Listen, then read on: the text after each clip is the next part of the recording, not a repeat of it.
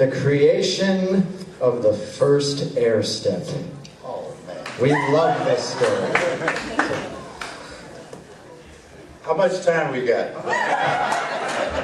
Good time. 8 minutes, 7. We're on a tight ship. You want the whole story? Okay, this requires me to stand up. Ladies and gentlemen, the first air step was created back in 1935, the latter part of 1935. And it came from the results of George Shorty Snowden, who we call the king of Lindy Hop, challenging Whitey's Lindy Hoppers, or at that period of time they weren't known as Whitey's Lindy Hoppers, they were known as the Savoy Lindy Hoppers. And Shorty Snowden was and his group, which consisted of 3 teams, were appearing at a club called the Paradise Club downtown on Broadway with Paul Whiteman.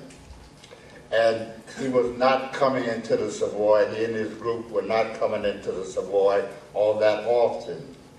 So during the period of time when Shorty Snowden was away, these youngsters coming up were creating a kind of a name for themselves. So they was dancing, and people were saying, wow, those Savoy Lindy Hoppers, those guys are good, you know. So Shorty Snowden, being in the business, he kind of heard something about these young upstarts. But being the professional he is, they ain't nothing. So he comes up to Savoy and he says, hey, Whitey, I hear you got some good dancers up here and that they're supposed to be so good. But I just want to tell you that we are still the king. My group is still the king of Lindy Hopping. So I would like to have a contest with your 3 best dancing teams against my dancing team. So Whitey tells us this story. He said, well, look, Shorty, we do not feel that we are better than you are. I mean, maybe people might look at it and say that, but we don't need to have a contest. We concede that you're better than we are. You're professional. So Shorty said, no, I don't want to hear that. We're going to have a contest right here in the Savoy Ballroom, and we're going to let the audience decide who is the best. So Whitey said, well, okay. So Whitey comes to us the next day and he says, well, listen kids, Shorty Snowden has challenged you guys to a contest, and he wants to dance against the 3 best teams that I have. So we all sitting around the floor just like you guys are, and everybody say, yeah, okay, Whitey. And start getting up and walking away, you know, say, well, okay, you can pick out who you want, I'm going.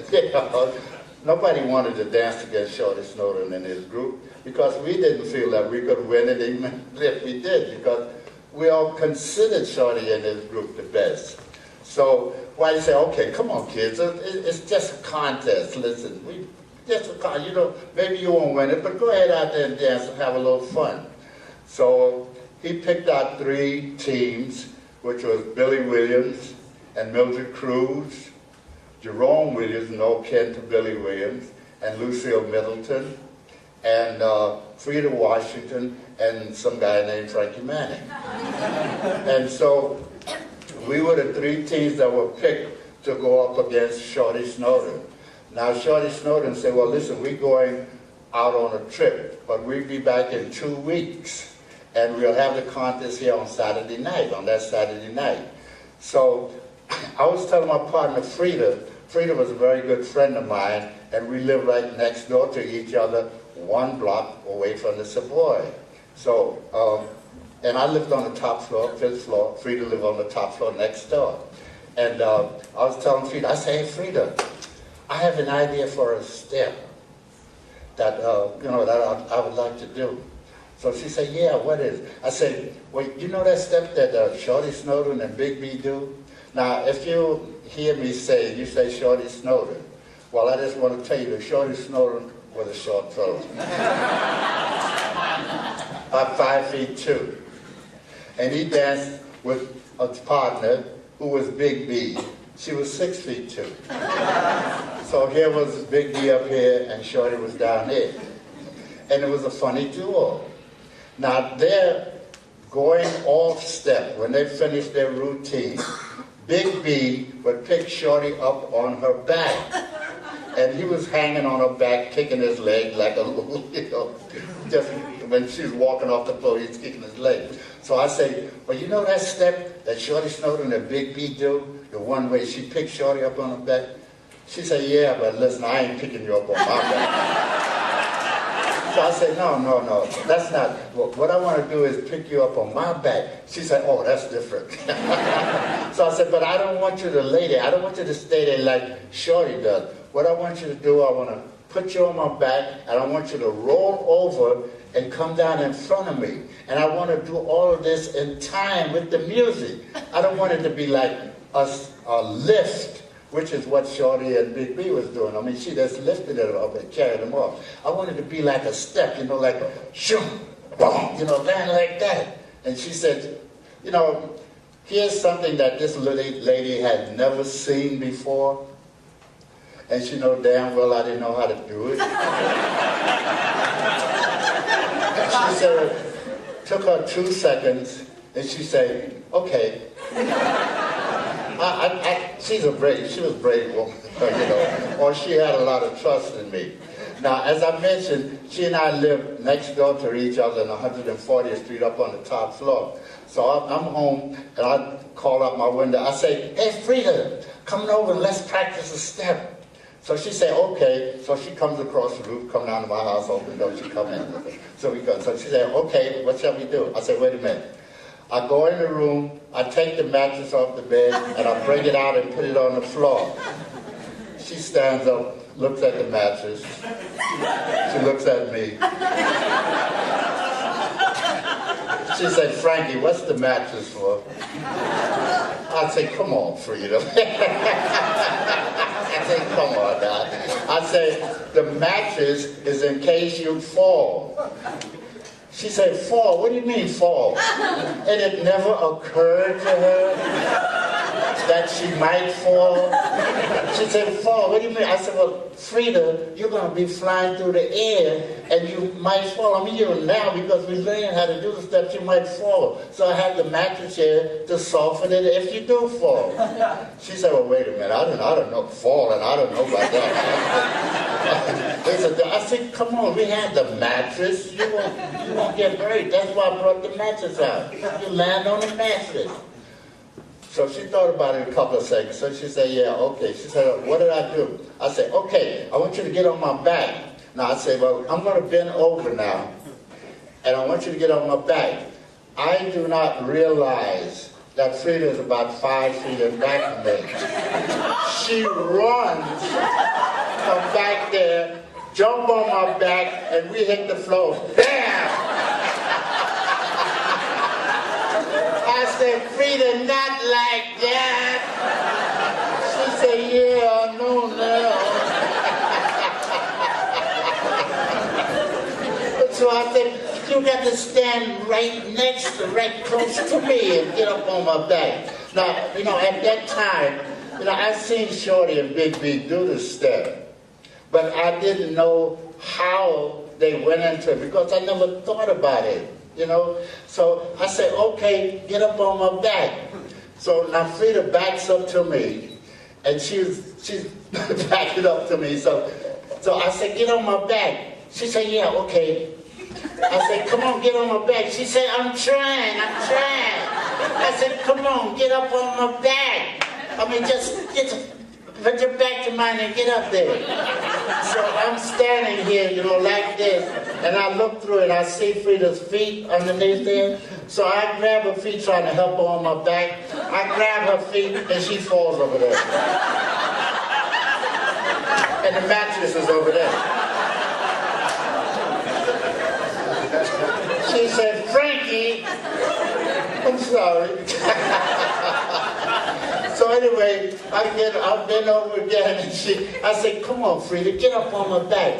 So finally, she's up on my back now. So I said, roll over. She said, roll over where? I said, roll over in front of me, kick your feet and roll over. And she's up there kicking her feet, trying to roll over, and she rolls over on the floor. And the mattress is still over there.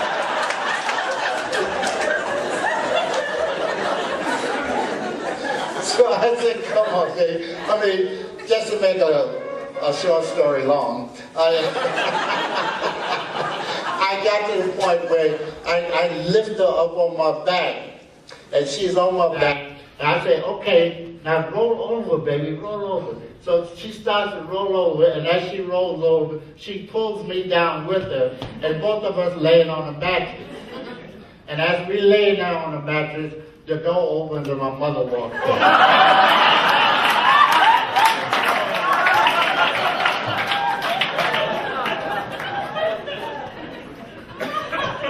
What are you all doing? And naturally, I'm doing a step, right? I said, Mother, we're doing a step. What kind of step do you do on a mattress? But my mother was cool. I explained to her that we were trying to do this step, so she said, okay, don't hurt yourself. So anyway, we keep trying until I get it to the point where I can bring her over, So each time I lift her and I bring her, she roll over and she land on the mattress. Then we learn how to do it without the mattress. I moved the mattress away, and I started practicing doing the step with music, and we got it down to a point where we could do it with the music. So now comes this Saturday night for the contest. And all over the neighborhood, the community, people are there, man, contest at the Savoy Saturday night, you're going to be there? Yeah. You're in Savoy Saturday night? Yeah, I'm there. Come in there, old man Savoy, boy. So Saturday night Savoy is packed like this, man. People sitting all on the floor waiting for this contest to come on. Because they're going to see the 6 greatest Lindy Hoppers in the world. Of course, we were the only Lindy Hoppers in the world. So people are just, they're all in a festive mood. People, yeah, man, Shorty Snowden, the guest of the Lindy Hoppers. Wow, So Shorty Snowden lays down the rules. He said, well, we're going to have a staggered system. One of my teams will dance first, and one of yours, so on down the line. So why did he say, well, okay. So he picked out Billy Williams and Mildred Cruz to dance first, Jerome Williams and Lucille to dance second, and I was to dance last. So, but Shorty Snowden, one of Shorty Snowden's dancers was to dance first, who was Freddie Lewis and his sister Madeline Lewis. They danced first. But Shorty Snowden he was the greatest dancer in the Savoy. Leroy Stretch Jones was the second greatest dancer who was in his team. Now, Leroy, we call him Leroy Stretch Jones because he was tall. He was 6'2". And he danced for the partner we called Lil B, who was 5'2". And she was the same size as Shorty, and I never could realize why they didn't dance together. They were the same size, but it wouldn't have been funny. So I guess that's why they didn't. So anyway, Freddie and his sister danced first, and they were wonderful dancers, not as good as Leroy and Shorty, but they were good. And they finished dancing, they got, applause, people just clapped, blah, blah, blah, blah. And then Billy Williams and Mildred Cruz, they danced. And Mildred and Billy, we used to call them Fred Astaire and Ginger Rogers of Lindy Hopper, because, she was so neat, she was up there, she'd be twisting, and she was nice, and she'd be twisting, boy, and they came off, they finished dancing, they got a big hand, and then Leroy Stretch and Lil B. And then Leroy got up there and was dancing, boy, he's doing all this crazy footprint, boy, dancing, boy. And when he finished, boy, he got a big hand. Looked like each team that danced was getting a bigger hand than the other team that danced. And then after that came Jerome Williams and Lucille Middleton. Now, Jerome was a funny kid, boy. If he walked in right now and just stood up here, you'd start laughing at him. Because he was that funny. Looking.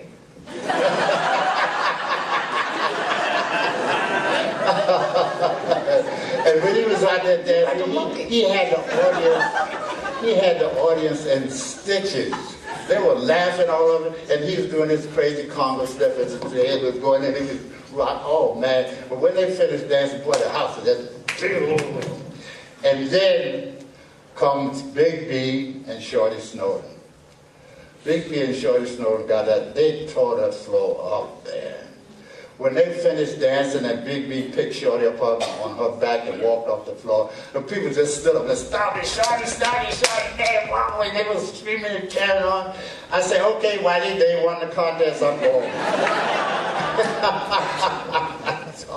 So he said, oh, go ahead, man, go ahead out and dance. It's all right, I mean, you're the last one, so you might as well go out and finish it. I said, yeah, but what can I do behind Shorty after all of that, man? And my partner, Frida, yeah, come on, let's go. I looked at her. She was brave. But I had a yellow streak up and down my back. Let me tell you that much, man. I didn't want to go out there. But anyway, they say, okay. So I say, all right. So I'm standing. Now, all these other teams, when they dance, Chick Webb was playing Christopher Columbus. And I think everybody knows, dun, dun, dun, dun, dun, dun, dun. But that was the theme song of the contestants in the contest at the Savoy Ballroom. And Chick Webb had been playing this tune for all the teams. When Frida and I stood up to get ready to swing out, I'm going to swing out to the same thing he had been playing. But for some ungodly reason that I still can't understand to today, Chick Webb leaned over his drums and he says, Frankie, what do you want me to play for you? And he didn't ask that of any of the other dancers, you know. So I looked at Frida, she looked at me, she said, so I said, okay, I had heard, earlier that night, I'd heard Chick Webb playing Down South Camp Meeting. And if any of you know that tune, you know there's breaks in it. But if you dance into it and you kind of catch these breaks, look like you got a choreographed routine, although you don't, man, you know. So I said, well, how about Down South Camp Meeting, Chick? So he said, okay, you got it. And he started, they started to, and the band started swinging, Jim. And it's like they hadn't played all that night. But they were getting ready to play for their two favorite dancers, Frankie and Frida. And these cats started swinging, and I was up there jockeying, man. And I said, oh, Frida, you hear that? She said, yeah, man, this is swinging. And the people started, the audience, they started getting it. They started clapping, right along with the music, you know. And boy, oh man, I'm getting ready to dance now, Jim. I get up there rocking. I said, you ready to go Frida? She said, yeah, man. I stepped back and I swung Frida out, man. And she swung out there and she hit her foot, man. And she twitched one, and the people say, yeah, wow, like that. And I'm dancing without swinging. And Chick Webb and Tab Jordan, the trumpet player, I do a little step to do, and tap around and say, I said, wow, boy, these cats are swinging around along me. I do a kick back, I kick my leg back, and Chick Webb said, dude. I said, oh, wow.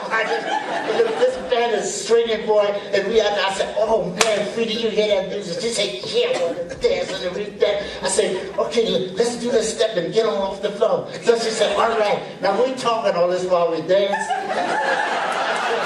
So I said, okay, listen, I'm going to do 2 swing outs, and I'm going to jump over your head, and then I'm going to flip you over like we did in practice. She said, yeah, okay, let's go for it. And as I swing it out, I did 2 swing outs, I jumped over her head, back to back, and I started flipping over. As she's coming over, Chick Webb was playing on the cymbal, and when she landed, boom, Chick Webb said, shoom. I said, yeah.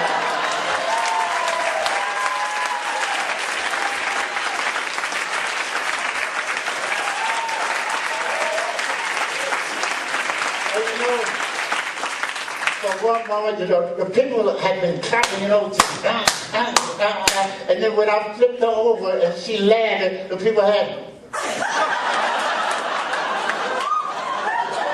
they everybody kind of froze in place, you know. And then all of a sudden, the Savoy exploded. They said, wow, did you see that? Did she go over his head? What? Did he flip it? Did she? I said, yeah.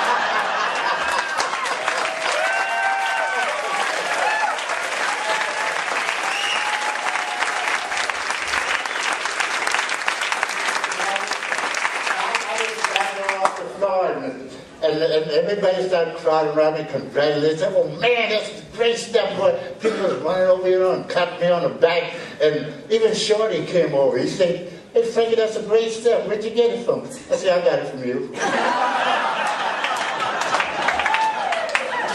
He said, oh no, I don't do nothing like that. And I told him what, you know, how.